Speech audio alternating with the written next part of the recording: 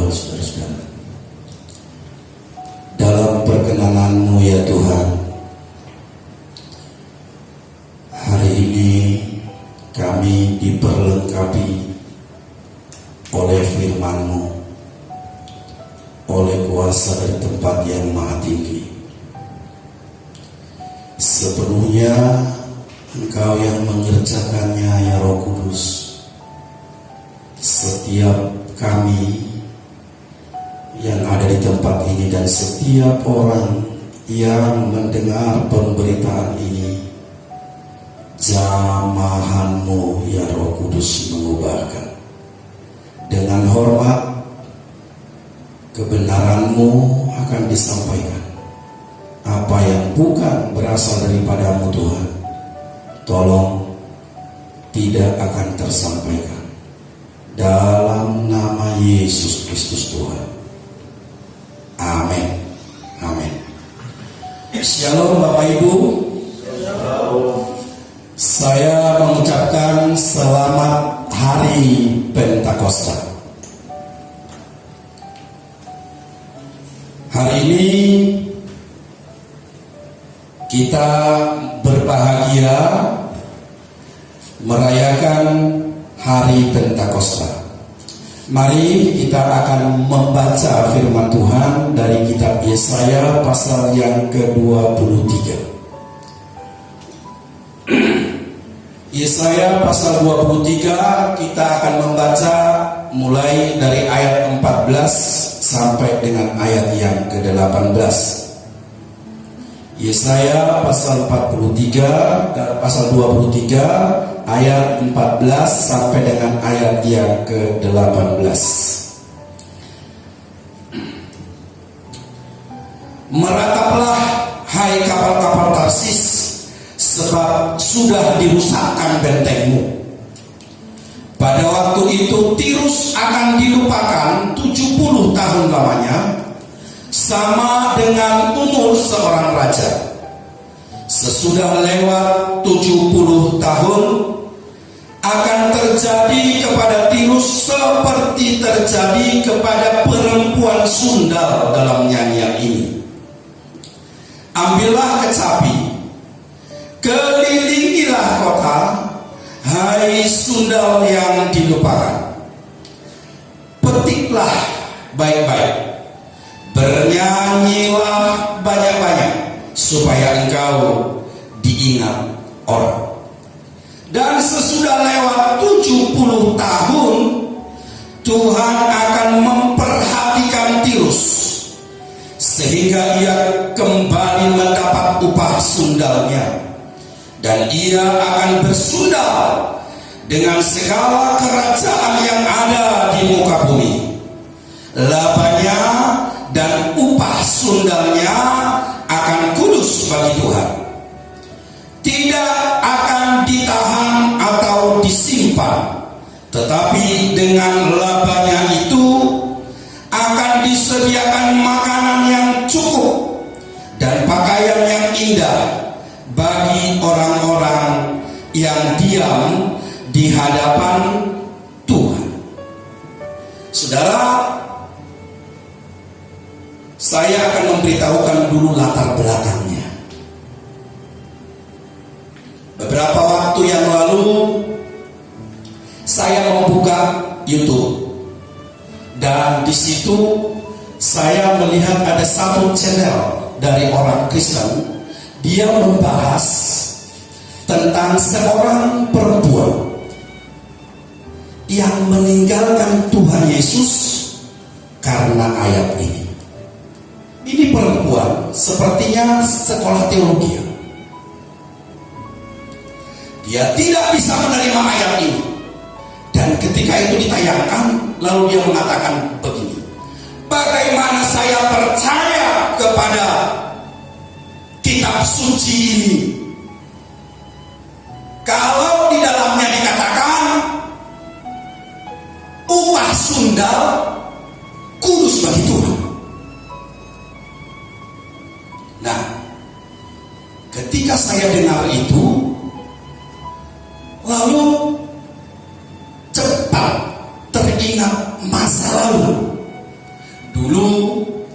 Seperti biasa ketika saya mengulangi dari kitab Kejadian membaca firman Tuhan, lalu ketika sampai di sini di pokok ini, saya pun sama. Ini maksudnya apa? Upah sundal, kudus bagi Tuhan. Saya baca lagi. Saya baca. Berkali-kali saya baca, tetap saya tidak mengerti maksudnya. Nah, ketika saya melihat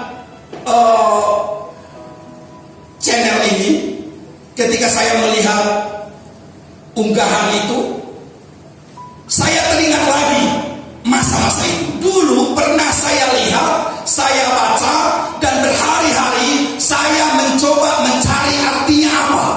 Saya tidak ketemu. Saya coba melihat di khotbah-khotbah Kristen yang ada di YouTube.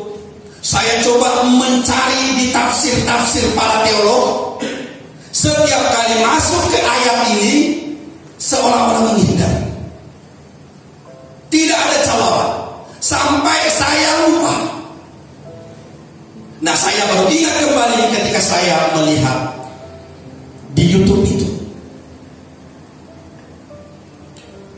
Lalu saya berdoa. Saya ingin mengerti artinya ini. Saudara dengar, orang itu mengatakan bahwa dia meninggalkan Tuhan Yesus, tidak percaya lagi kepada Alkitab karena ayat ini. Upah sundal, kudus bagi Tuhan. Apa ini? Kita bolak-balik mencari di dalam bacaan itu, tetap tidak ketemu. Nah, saya jadi ingat satu cerita, saudara. Saya tidak tahu, saya hanya pernah dengar, benar apa tidak ini. Tetapi ceritanya begini, ada seorang ibu-ibu, lalu dia bertemu atau ngobrol-ngobrol dengan seorang bapak. Lalu bapak ini dengan semangat mengatakan, coba ya Bu, coba, mana masuk di akal kalau seorang manusia masuk dalam perut ikan 3 hari tapi tidak mati. Ini apa?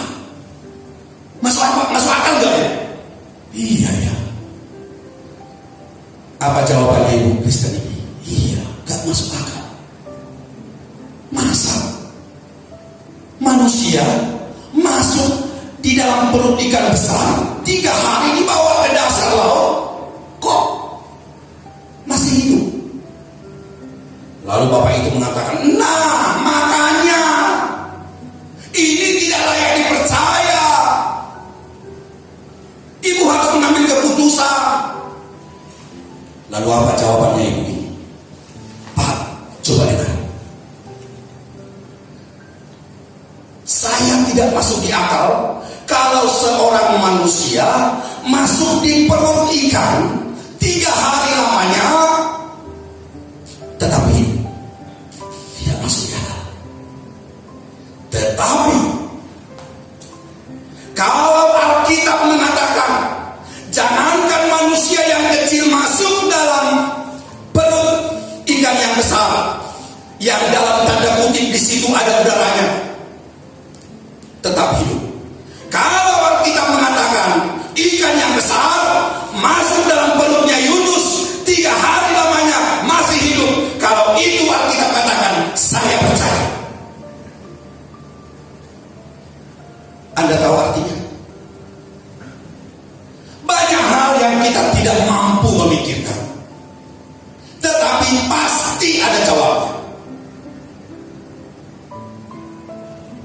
Apa yang terjadi kepada ibu ini? Apakah karena logikanya sudah hilang? No. Yang ada adalah dia itu karena punya pengalaman pribadi dengan Tuhan. Dan pengalaman pribadi dengan Tuhan ini tidak akan bisa digoyahkan. Seperti bangunan yang kokoh dasarnya, platfootnya, cakalayamnya, pondasinya kuat semua. Datang angin tidak gampang digoyahkan. Jadi saya tahu apa yang terjadi kepada ibu yang tadi yang ditayangkan tadi itu. itu yang meninggalkan Tuhan Yesus, karena memang dia tidak kokoh di dalam Tuhan, karena dia tidak mengalami pengalaman pribadi yang khusus kepada Tuhan. Ini yang berbahaya. Ini yang berbahaya, saudara. Kalau firman Tuhan mengatakan seperti itu, berarti memang seperti itu. Mari kita selidiki ayat ini, saudara. Mari kita selidiki baik-baik ayat ini. Dikatakan di sana, dan langsung ke ayat 17. Dan sesudah lewat 70 tahun, Tuhan akan memperhatikan Tirus, sehingga ia kembali mendapat upah sundalnya, dan ia akan bersundal dengan segala kerajaan yang ada di muka bumi. Untuk mengerti ini, saya akan menceritakan sedikit. Ini Tirus, kalau Anda perhatikan, ini pernah bersahabat baik dengan Daud.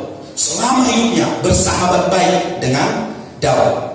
Maka dalam pembangunan bait suci dari Tirus itulah datang dari mereka Hiram, Raja Tirus itu menyuruh orang-orangnya untuk menebang pohon aras, dikirim ke pembangunan bait suci itu. Nah, apakah Tirus ini?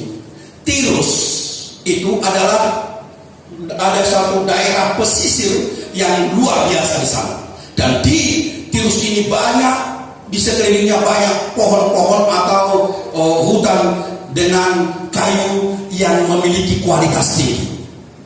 Nah, kalau kita merujuk kepada bacaan ini, maka begini: Tirus ini adalah suatu kerajaan di mana mereka itu memiliki banyak penghasilan dari seluruh kerajaan-kerajaan yang ada, bahkan dari seluruh kerajaan di muka bumi datang ke sana untuk berdagang, karena itu adalah daerah pesisir. Nah, setiap orang atau kerajaan yang datang ke sana membawa dewanya masing-masing, dan setiap dewa yang ditawarkan, mereka ini sangat tertarik, dan mereka mengikuti dewa itu, sujud kepada dewa itu, beribadah kepada dewa itu. Dan Tuhan katakan, itu namanya kerajaan ini, kerajaan Tirus ini sesungguhnya sama seperti perempuan Sunda.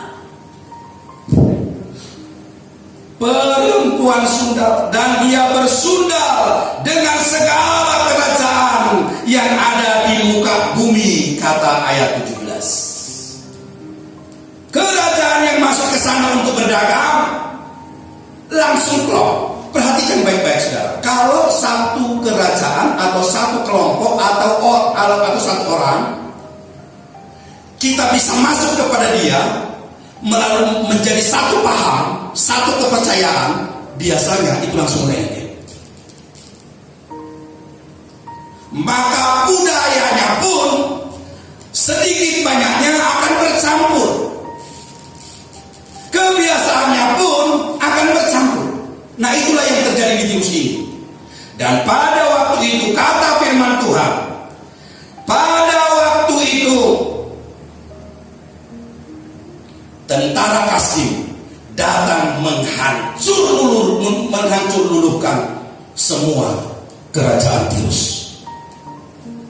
Dihancurkan, dibakar, diruntuhkan gedung-gedungnya, sampai betul-betul Tirus ini selama 70 tahun tidak kedengaran. Hancur loh. Tuhan izinkan ini terjadi di Tirus. Hancur loh. Nah, ada firman Tuhan datang mulai dari ayat 14-15 tadi sampai 16, lalu di ayat 17. Dan sesudah lewat 70 tahun, Tuhan akan memperhatikan Tirus. Nah, sekarang perhatikan, saudara. Ayat 17 ini menjelaskan akan tiba saatnya Tirus diperhatikan Tuhan. Kata diperhatikan di situ, kalau kita cermati dengan baik-baik, sebenarnya adalah seruan untuk bertobat. Seruan untuk bertobat. Tuhan perhatikan, itu seruan untuk bertobat. Dan bagaimana cara Tuhan memperhatikan?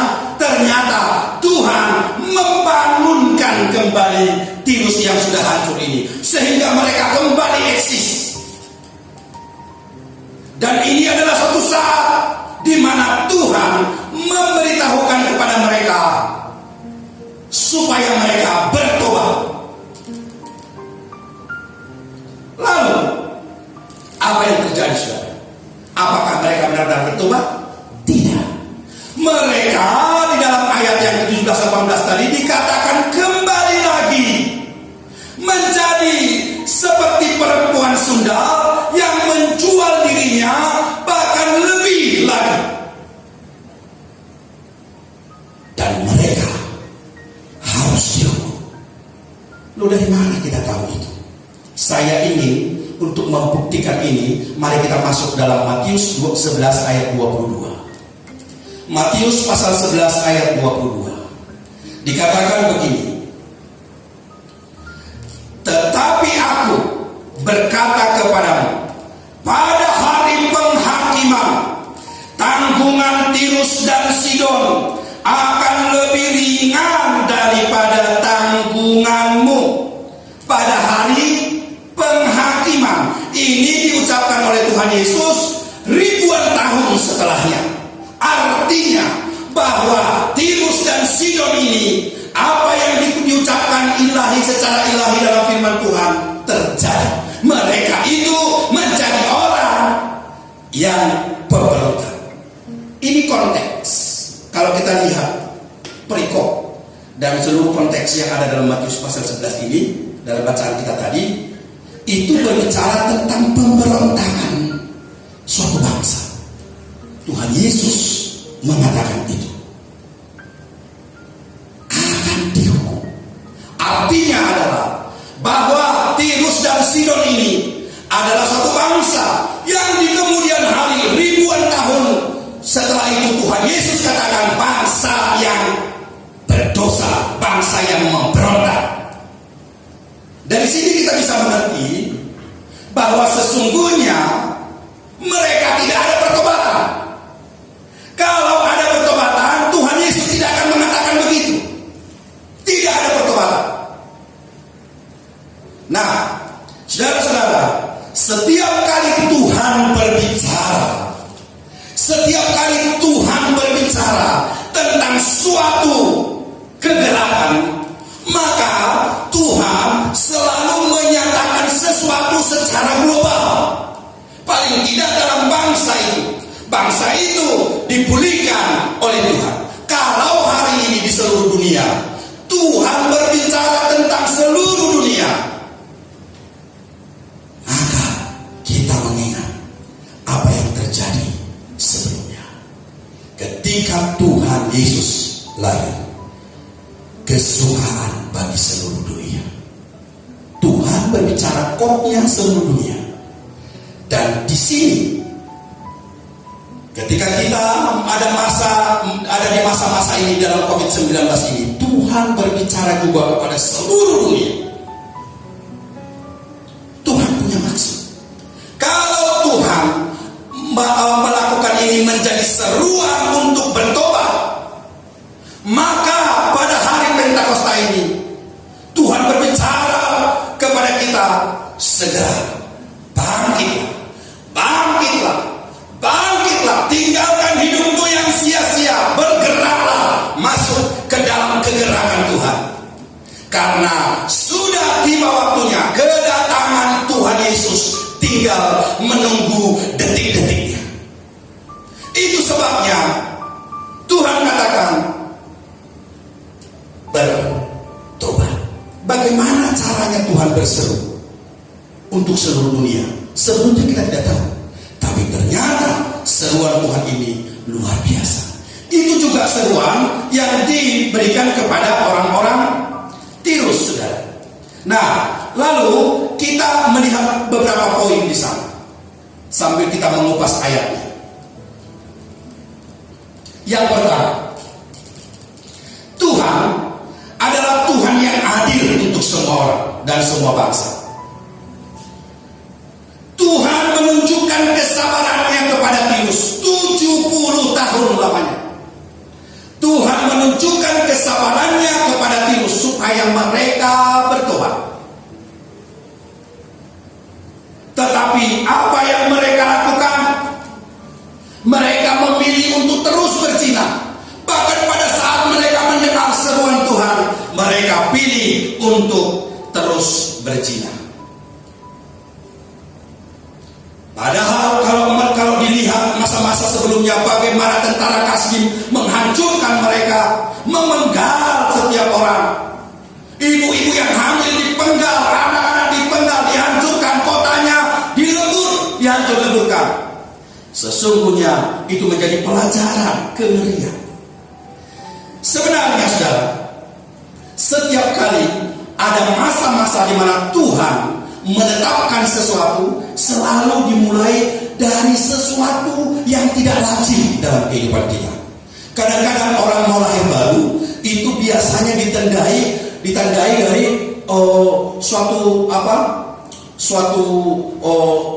situasi yang intensitasnya semakin kuat. Misalnya penderitaannya luar biasa. Belum selesai penderitaan yang satu, datang penderitaan yang lain, datang penderitaan yang lain. Itu adalah kesaksian beberapa orang, termasuk saya.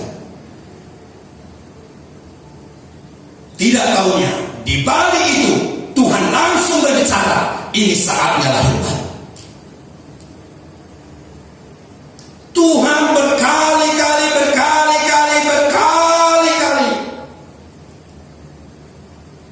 mengizinkan sesuatu terjadi dalam kehidupan kita supaya kita mendengar suaranya.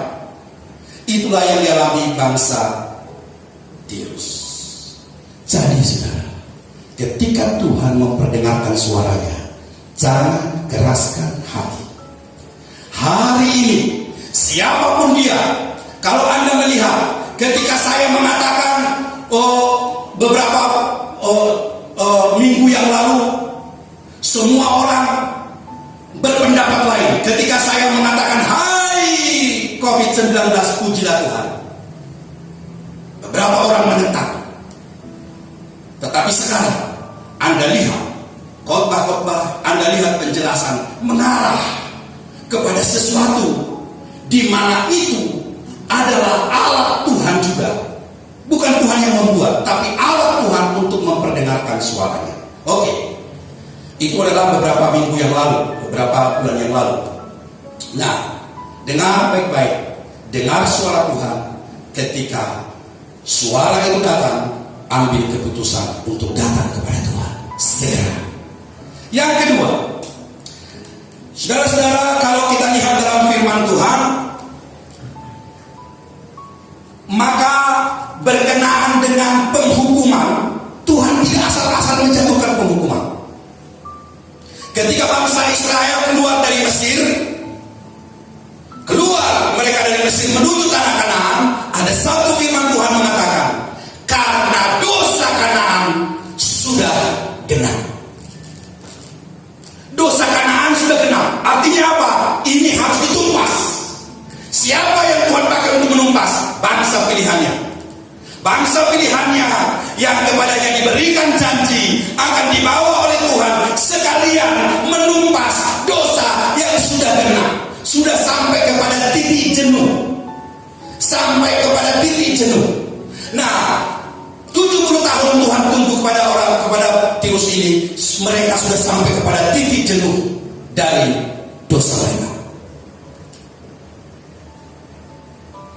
Apakah dalam perjanjian baru juga ada ditulis seperti itu? Saya ajak kita untuk melihat di dalam, bukalah Alkitab Anda di dalam 1 Tesalonika 1 Tesalonika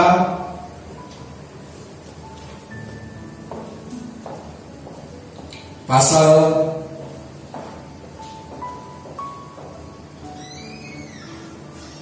yang kedua ayat yang ke-16. 1 Tesalonika pasal 2 ayat yang ke-16. Begini firman Tuhan. Karena mereka mau menghalang-halangi kami memberitakan firman kepada bangsa-bangsa lain untuk keselamatan mereka. Demikianlah mereka terus-menerus menambah dosa mereka sampai genap jumlahnya. Ya, demikianlah mereka terus-menerus menambah dosa mereka sampai genap jumlahnya, dan sekarang murka telah menimpa mereka sepenuh-penuhnya. Artinya apa? Artinya adalah ada titik jenuh di mana sudah saatnya mereka dihancurkan. Jangan sampai kita menganggap ringan waktu-waktu yang disediakan oleh Tuhan dalam kehidupan kita. Jangan sampai kita menganggap ringan. Penghukuman Tuhan memang benar. Dia itu panjang sabar, besar kasih setia. Tetapi ada titik jenuh di mana orang ini sudah mulai meracuni orang-orang di sekitarnya. Orang ini tidak akan berubah dan sudah mulai menyebarkan kehancuran dalam kehidupan ini. Orang ini sudah sampai kepada titik jenuh. Penghukuman akan ada. Tuhan kita adalah Tuhan yang luar biasa. Nah, sekarang mari kita masuk ke substansinya. Ini poin yang ketiga. Ini sebenarnya apa yang dikatakan? Kenapa saya begitu membaca ayat ini? Ayat 18. Labanya dan upah sundalnya akan kudus bagi Tuhan. Kok bisa? Labanya dan upah sundalnya akan kudus bagi Tuhan. Kok upah sundal kok kudus bagi Tuhan? Upah sundal kok kudus bagi Tuhan? Maka perhatikan baik-baik. Tuhan mau mengatakan, ketika Tuhan berseru berbicara kepada mereka, tetap mereka tidak mau bertobat, tidak mau mendengarkan Tuhan, tidak mau mengambil keputusan untuk mengikut Tuhan dengan semua kejadian-kejadian di masa lalu. Maka hukuman Tuhan dinyatakan. Dan bagaimanakah apa yang terjadi? Lihat. Mari kita lihat dulu supaya kita bisa mengerti. Amsal pasal 13 ayat 22. Amsal pasal 13 ayat 22. Begini firman Tuhan. Orang baik meninggalkan warisan bagi anak cucunya, tetapi kekayaan orang berdosa disimpan bagi orang benar. Lihat bagian yang B. Tetapi kekayaan orang berdosa disimpan bagi orang benar. Sekali lagi, tetapi kekayaan orang berdosa disimpan bagi orang benar. Tirus dihukum. Kekayaannya tadi setelah Tuhan berseru, kekayaannya tadi dikatakan dalam ayat yang ke-18 tidak disimpan dan tidak ditahan. Tetapi tiba saatnya Tuhan memberikan ini kepada orang-orang yang mengasihinya. Dalam hal ini dikatakan dalam ayat 18, dipakai persediaan makanan yang cukup dan pakaian yang indah bagi orang-orang yang diam di hadapan Tuhan. Tuhan menyediakan ini, Tuhan memberikan ini kepada orang-orang benar. Kalau kita perhatikan, sebenarnya begini, Tuhan memulihkan mereka. Seolah-olah Tuhan mau mengatakan, hei dengar, saya pulihkan kamu sekarang, supaya kamu sadar akan kesalahanmu. Tapi ingat, kalau engkau tidak pulih, tidak mau dipulihkan, Kalau kau tidak mau bertobat, semua anugerah yang saya berikan itu saya cabut. Nangkap. Semua berkat yang saya berikan itu, saya percayakan itu saya cabut. Lalu saya berikan ke siapa? Apa Tuhan buang ke laut? Tidak. Itu semua kekayaan itu dicabut lalu diberikan kepada orang benar. Dikatakan di sana, kekayaan orang berdosa disimpan bagi orang benar. Jadi saudara-saudara, firman Tuhan mau mengatakan kepada kita, firman Tuhan mau mengajak kepada kita bahwa tujuan Tuhan adalah pertobatan. Hari ini kita ada dalam situasi seperti ini menjelang kedatangan Tuhan Yesus kali yang kedua. Kita lihat semua atmosfer dipenuhi oleh Injil. Seluruh dunia mendengar Injil lewat media sosial. Dan penyembahan yang sebenarnya dimulai, yaitu penyembahan pada akar. Apa itu? Penyembahan di rumah tangga, penyembahan pribadi, penyembahan di rumah tangga, penyembahan pribadi, penyembahan di rumah tangga, penyembahan pribadi di setiap tempat. Tuhan menghancurkan, Tuhan membiarkan bait sucinya oleh Jenderal Titus dihancurkan sampai hari ini. Artinya Tuhan mau mengatakan, bait suci itu adalah kamu. Tidak boleh lagi ada bait suci di mana nanti kita akan berkiblat ke sana. Paling tidak beberapa nanti orang-orang yang kurang memahami firman Tuhan akan mencoba untuk berkiblat ke sana. Tuhan tidak mau. Bahkan gereja pun di sini dibilang bait suci karena apa? Karena di sini ada penyembahan.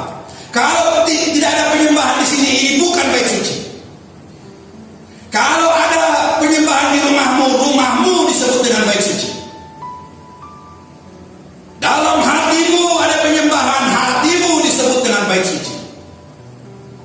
Saatnya saat Tuhan menyatakan kebenaran ini dalam kehidupan kita, supaya kokoh, benar, masing-masing kita mengalami